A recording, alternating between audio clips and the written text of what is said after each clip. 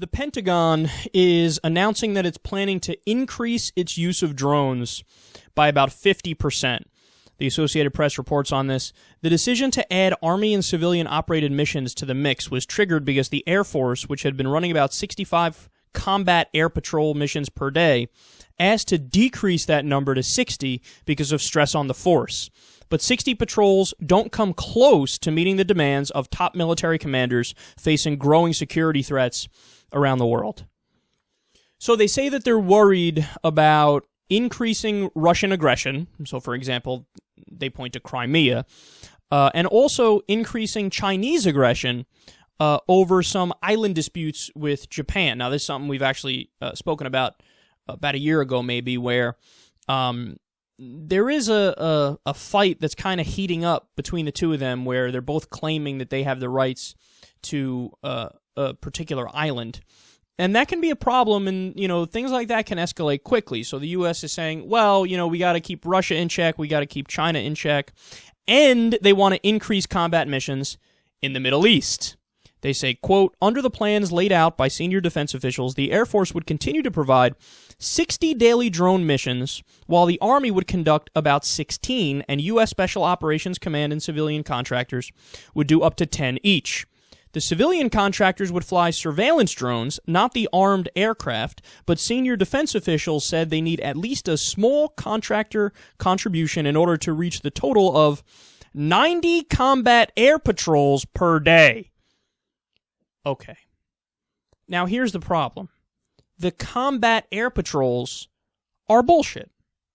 Now, that's not just me speaking and me giving my opinion. This is something that we reported on recently. I think Vice had a piece on it. Mother Jones had a piece on it. May have even made its way into the New York Times or the Washington Post.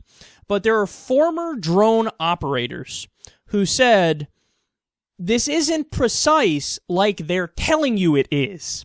They say you look at a grainy fucking screen, it looks like you're playing a video game from 1997, and you're sitting there with a joystick in some cases, literally. And they're like, okay, fire. And one guy tells an example of how he wasn't sure if the people that he killed were militants or not. He thought it was somebody who might have been with the media. But when he did the strike, there was one person who was still alive, and he was maimed on the side of the road, and he wasn't given the go-ahead to essentially put the guy out of his misery. And he thought, what the fuck am I doing? It led to this guy having severe psychological issues, understandably, because he's like, I'm basically a hired hitman here, and I think the evidence for whether or not these people are guilty or innocent is non-existent. And this is a problem that has been a real problem from the beginning of the drone program. Now, people have this naive idea that, like, well, if there is a system in place, that system by definition must operate properly, or else they would dismantle the system. Really? Is that how wars are usually fought and military might is usually used? Now understand, I don't think they're actively trying to kill civilians, but do I think that there's as big of an onus on it as there should be to try to avoid civilian casualties? No, absolutely not, and I think the numbers prove that. There was another report that came out about a year ago. One said only 1% of the people killed with drones are top al-qaeda operatives. Then there was another one that said 4% are top al-qaeda operatives. And so what are you doing here? And the list goes on and on. Some investigative journalists have done fantastic work looking into this, and they say, well, look, we have examples of you blowing up a wedding procession because you thought it was a Taliban procession. We have examples of you blowing up a Taliban funeral and killing women and children when you knew women and children were there, but you thought, hey, we might get a couple more Taliban guys, so blow up the funeral.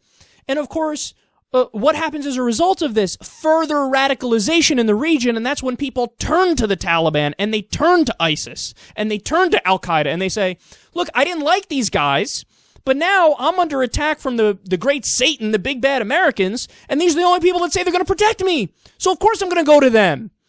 And round we go. The cycle of violence continues, and the cycle of radicalization continues. Now, again, understand, I'm not somebody who, as a matter of principle, is against drone use. I think if you have proper oversight and you go through the proper legal bodies in order to get a strike done, if it's limited and it's defined, well then, okay, there are rare instances where drones can be useful. But here's how I would not support them.